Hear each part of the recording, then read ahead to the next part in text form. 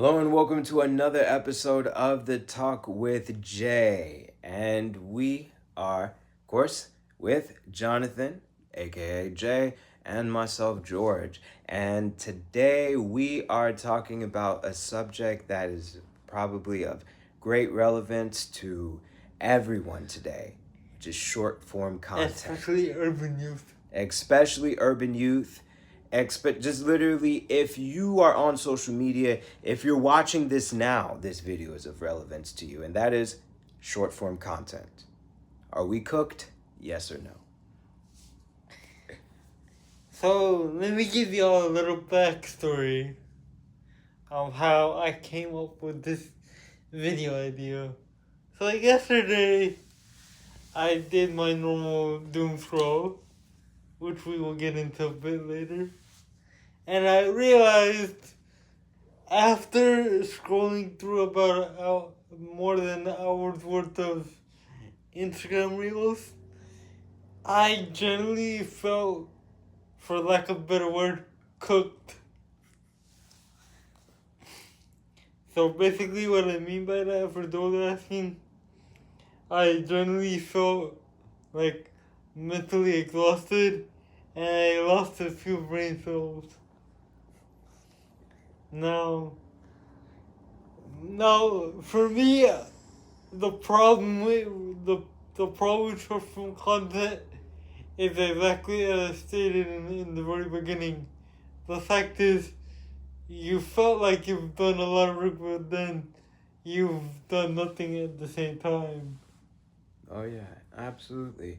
And it's something about it too, because it's content that is on such a short amount of time. Interval. Yeah, this short interval, I liken it almost to mental or visual candy. It's nothing of any real substance, like a meal. You would almost, and oddly enough, you would say even a movie you could consider a meal, because it's something that takes time. It's something that's usually full of substance. If you watch content that's full of substance, now that's an important thing. And that's what concerns me even more about short form content, is not just the length of it, but the content, the substance. And often, because it's so short, it's very difficult to put substance, nuance, interesting, and subtext into the video. It's just you try to put what is the thing that will get my viewers the biggest, quickest dopamine hit possible in the shortest amount of time. And that just seems so harmful, especially in this world in which we're instant gratification, microwave everything world. I think that it's kind of just indicative of that. And it also shows that, because I don't know if you're like me, but even after watching it for that long, not only do I start to feel a little more spent, like I feel like I've used up all the dopamine in my system, but I also am left feeling a bit irritable and still wanting more and understanding not more of that video, because literally I stopped it. I'm tired of it. I don't want it.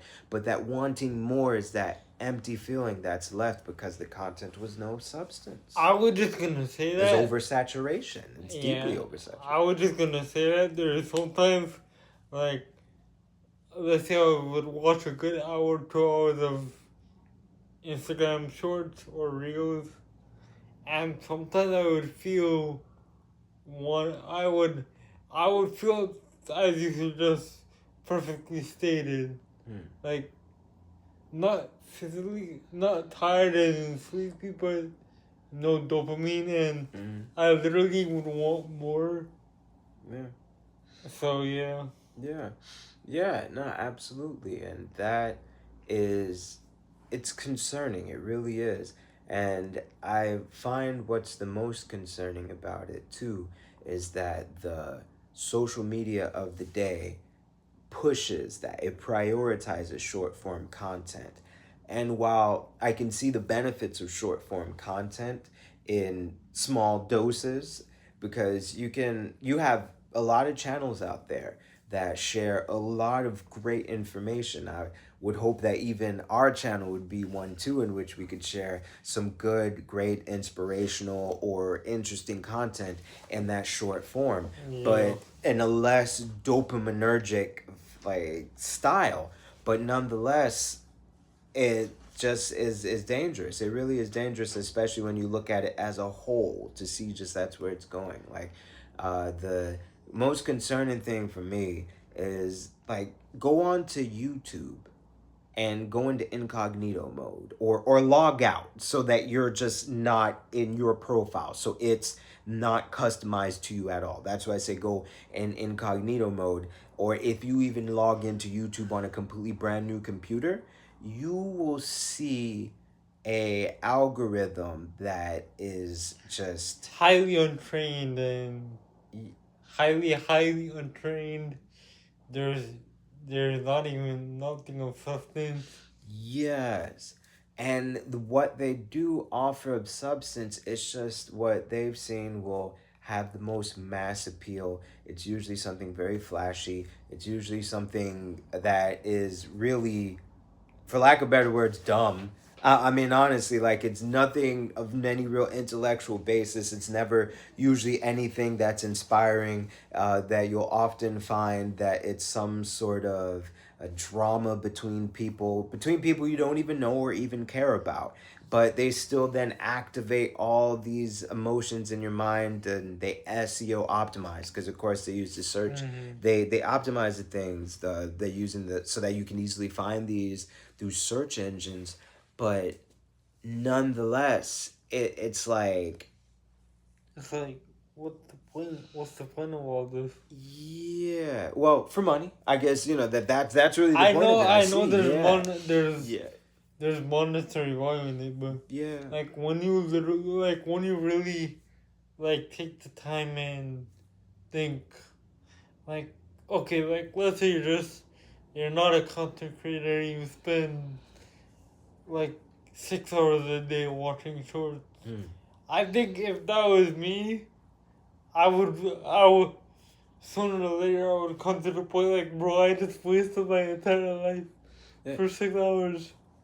yeah, for that 6 hours, yeah, especially if you didn't watch content that you feel can be edifying in some sort. Because I mean, you in 6 hours you can watch a couple podcasts, you can learn a lesson on something, you can gain a new skill, but you can also watch several hundred clips on Instagram Reels or YouTube Shorts or TikTok or whatever and not have learned anything. And Feel like maybe you've done something just because you've watched this. Like you can see the time has passed, but again, it's like you're left with nothing of real substance.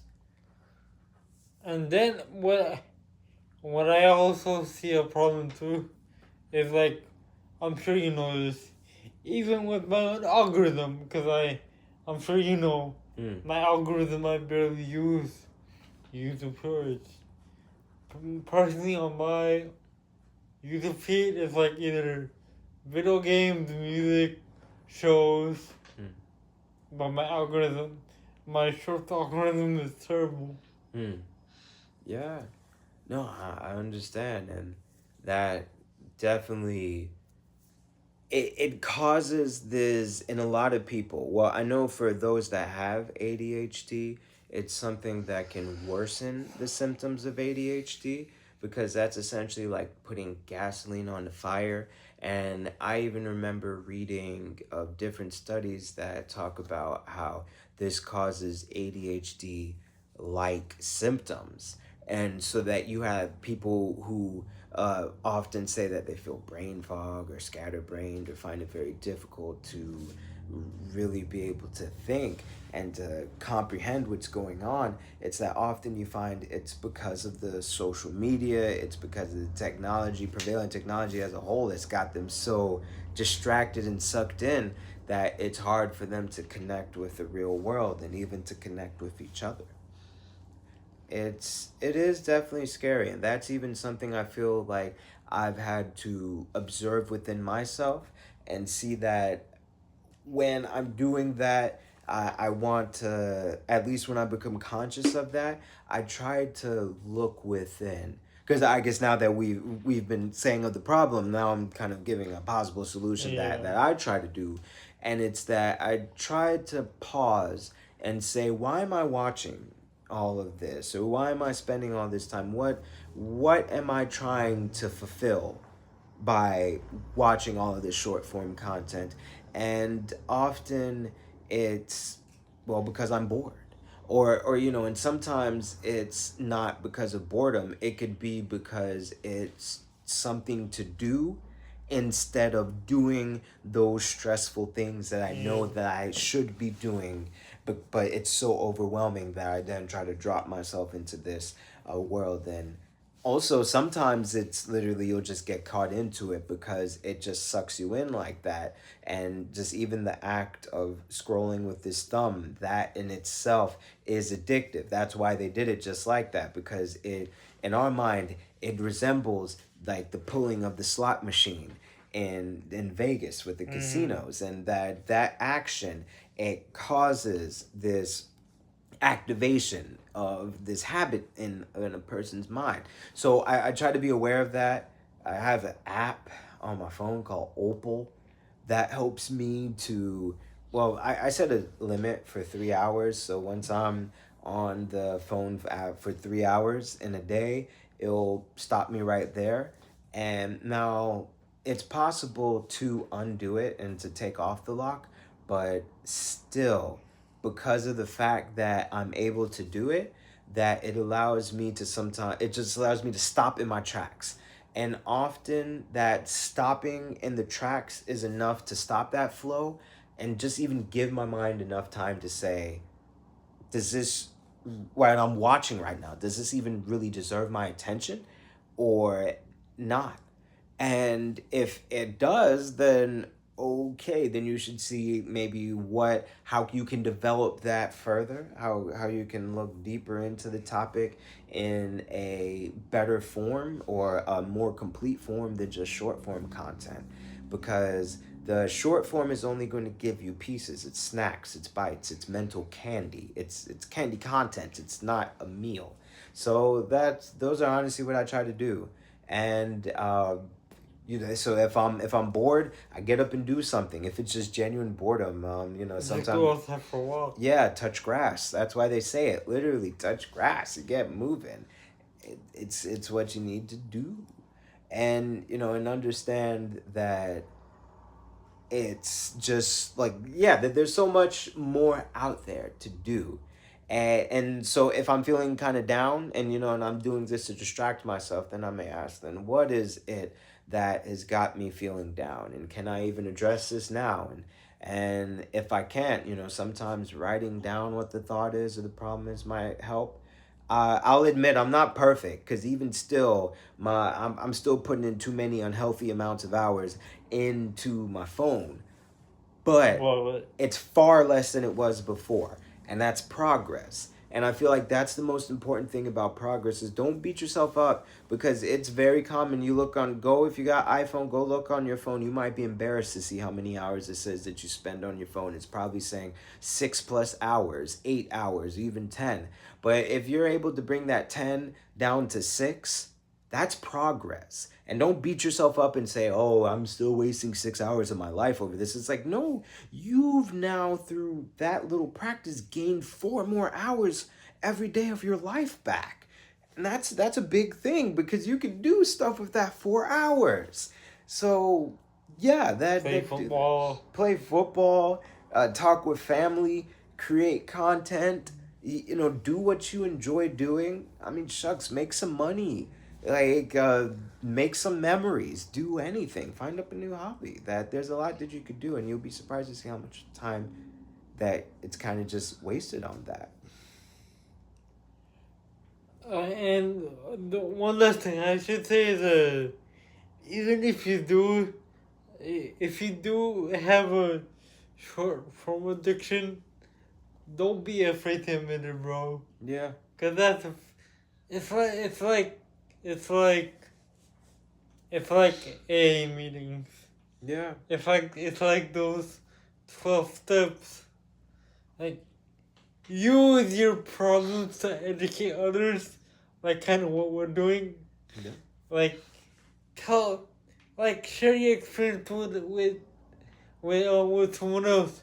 Maybe by you having the conversation with a total stranger, maybe you both can come to not a compromise, but a long lasting solution that can benefit you, both of you, greatly.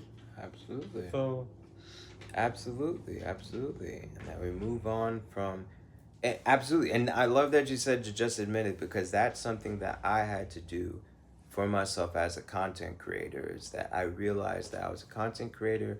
I was not a social media user, I was a social media abuser, because I was using it far too much. And yes, it was helping me to make money, and it was something that was beneficial, but I still saw that that was an unhealthy amount of time that I was spending.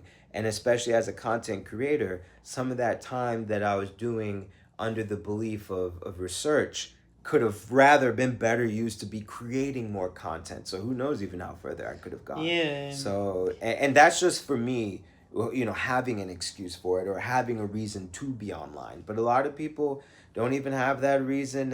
And so it does help to really ask yourself, what is that reason? And to admit it and to work on it I from work there. on it. Yeah. Yeah, tangible steps to work on it. Anyway, guys, I hope you found this video helpful.